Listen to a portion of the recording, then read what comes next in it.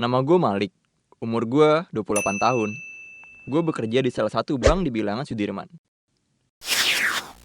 Di saat teman-teman gue udah mulai banyak yang nikah, gue masih betah menjomblo.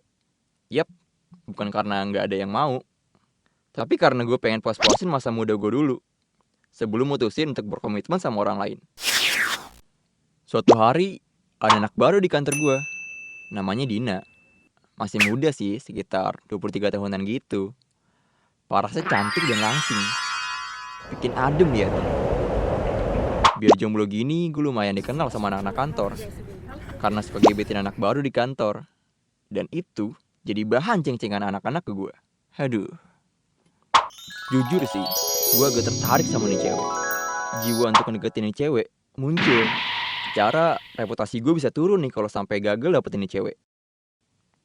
Ya tapi, gue bukanlah cowok yang suka gombal. Gago banget lah kalau gombal-gombal nggak jelas gitu. Biasanya, gue kalau mau deketin cewek akan bercanda-canda gitu sama dia. Dengan sering bercanda ke cewek, dia akan merasa nyaman ke kita. Dan lama-kelamaan bisa jadi deket sama kita. Nah, hal serupa bakal gue lakuin juga nih sama Dina. Orang bilang, gue merupakan pribadi yang humoris. Ada pepatah yang bilang, cowok ganteng akan kalah sama cowok yang humoris. Dan pepatah itu masih gue pegang sampai sekarang. Setelah sebulan Dina kerja, akhirnya kita mulai deket. Gue suka makan siang bareng, ataupun setelah ngantor kita suka nonton sebentar. Ya, anggap aja udah mulai gas-gas tipis gitu lah. Sebenarnya gue tahu Dina tuh udah punya cowok. Tapi gue tuh tipe orang yang peduli kalau dia udah punya cowok apa belum. Yang penting gue merasa nyaman dan happy sama dia. Ya, bisa dibilang kita itu teman lah. Dan hal ini berlangsung cukup lama. Mungkin bisa dibilang Dina itu selingkuh sama gue. Ada hal menarik yang sering gue lakuin, yaitu gue suka nganterin Dina ketika dia dijemput atau dia ada janjian sama cowoknya. Intinya, gue dikenalin lah sama cowoknya. Dan untungnya, nih cowok welcome sama pertemanan kita. Terkadang, gue ada rasa bersalah juga pas ketemu nih cowok. Cuma, itu gak berlangsung lama. Sampai akhirnya, Dina minta kejelasan sama gue tentang hubungan ini. Dia nanya, lo serius gak sama gue? Soalnya cowoknya ini udah mau ngelamar dia. Gue bingung mau jawabnya gimana. Karena gue ngerasa gue belum siap kalau dalam waktu deket ini gue harus merit. Beberapa bulan kemudian Dina pindah kantor. Dan hubungan gue sama Dina mulai merenggang. Terus gak berapa lama gue denger kalau Dina udah nikah sama cowoknya. Teman-teman kantor gue diundang buat datang. Tapi gue yang pernah deket sama dia malah gak diundang. Aneh gak sih? Asli, gue ngerasa bingung, sedih, mau marah gak bisa. Ya campur aduk lah, kacau. 2 tahun kemudian, pas gue lagi suntuk di meja kerja sambil iseng-iseng scroll Instagram, tiba-tiba ada yang DM gue dan nanya, apa kabar Mas Malik? What? Siapa nih? Gue lihat dong fotonya. Ini kan Dina. Akhirnya kita DM-an. Dan gue nanya, apa kabar sama Melodin? Sehat? Tapi dia berusaha menghindar ketika gue menanyakan hal itu. Dia malah balik nanyain gue, sekarang siapa ceweknya, Lik? Ya gue sih cuma bisa cengir-cengir aja sambil balas DM-nya. Singkat cerita, akhirnya dia buka obrolan mengenai hubungannya dengan suaminya yang sudah tidak berlangsung baik. Ya gue sebagai temen cuma bisa ngasih dukungan moral aja lah. Dianya malah ngajakin ketemuan sama gue. Bingung lagi gue, ketemuan gak ya? Itu ajak ketemuan sama dia terngiang di kepala gue. Secara ini cewek udah punya laki, dan gue juga punya cewek baru, yang pasti anak kantor lagi. Hai. Cuma kali ini anak kantornya temennya Dina dulu. Bisa dibilang mereka sangkatan pas masuk dulu. Kalau cewek gue yang sekarang namanya Ola. Badannya agak berisi, semok-semok gitulah. Oh iya, Ola juga masih ada keturunan Arabnya gitu. Jadi pernah, suatu ketika gue ketemu sama abangnya, yang tinggi dan ganteng gitu deh. Agak berat sih kalau gue sama Ola, karena ekspektasi keluarganya yang sangat tinggi dan juga super protektif gitu sama anaknya. Jadi bikin gue keteteran buat memenuhi ekspektasi keluarga mereka. Apalagi restunya. Beuh, susahnya minta ampun. Balik itu semua, Ola tahu tentang kisah gue sama Dina. Ya, ketika Dina ngirim DM Instagram, gini-gini kan, gue cowok yang jujur. Mungkin Ola cemburu dengan Dina. Akhirnya, mereka berantem. Tahu dah tuh, berantemnya ngapain. Bisa aja jadi cakar-cakaran, smackdown, atau paling enggak ya saling julid di sosmed. Terus saling blokir deh. Anjir, gue halu. Enggak gitu. Tapi di lain sisi, gue seperti pria idaman wanita yang diperebutkan oleh gadis-gadis ini. Hai.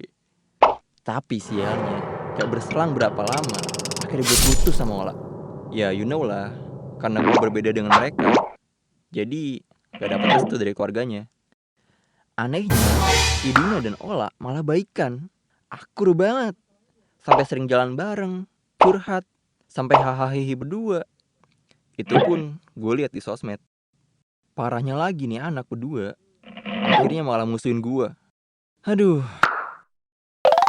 Saran gue nih ya, kalau lo masih jomblo, buruan deh cari cewek. Tapi ingat, jangan cuma buat main-main. Ini masalahnya perasaan sob. Lu kan udah dewasa, jadi harus tahu mau dibawa ke arah mana hubungan ini. Jangan cuma modal gombal. Deketin dengan fun sehingga mereka merasa nyaman. Terus, kalau bisa, jangan TTM-an sama orang yang udah punya cowok, apalagi udah punya suami.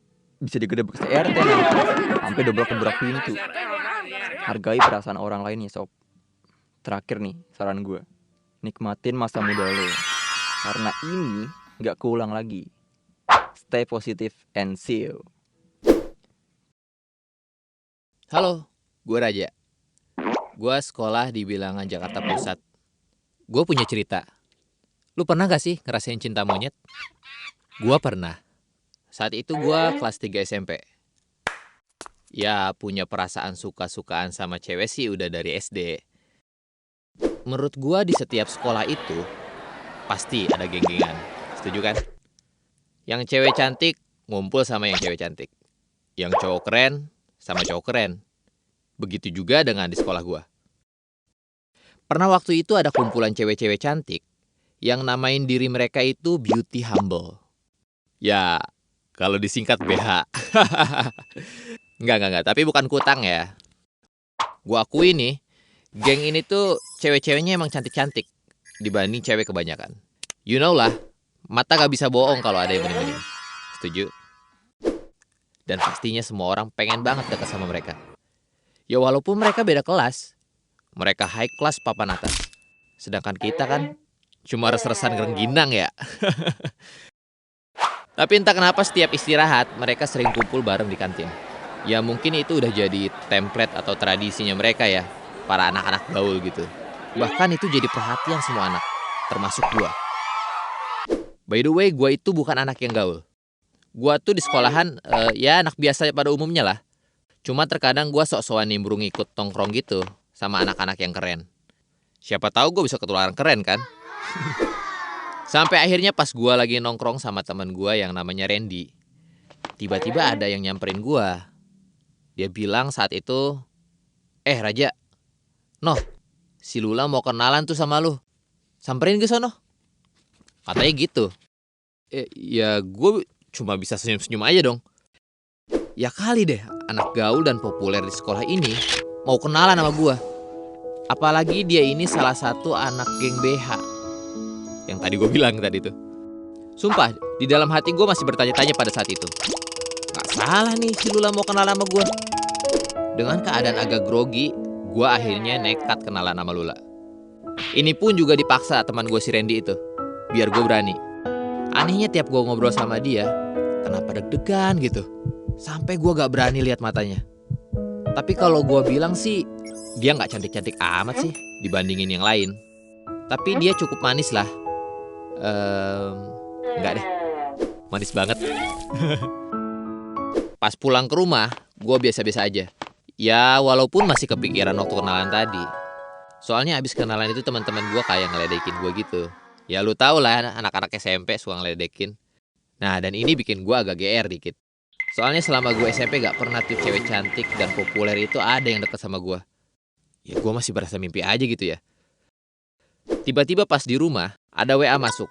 Isinya gini. Raja, lagi ngapain? Terus pas gue lihat, kok fotonya mirip Lula. Terus gue tanya, ini siapa? Loh, ini Lula, Ja. Kan barusan tadi kita kenalan. Pakai emot senyum. Gue kebawa senyum juga tuh. Usut punya usut, dia dapat nomor dari teman gue si Randy yang tadi gue ceritain.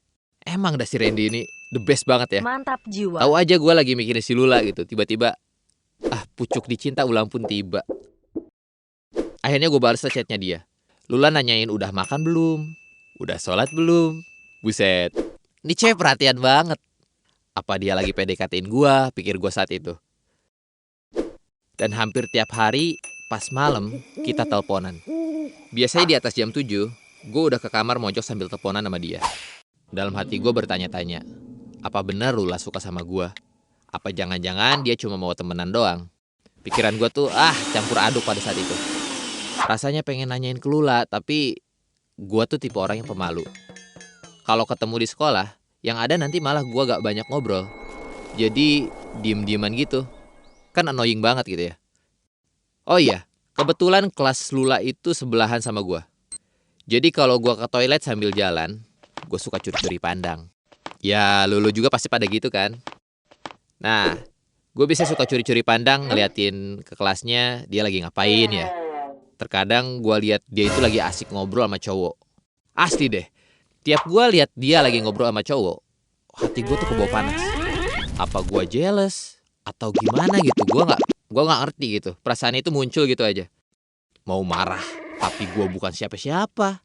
Tapi kalau berusaha cuek dan nggak peduli, malah bikin sakit hati. Serba salah kalau saat kayak gini kan.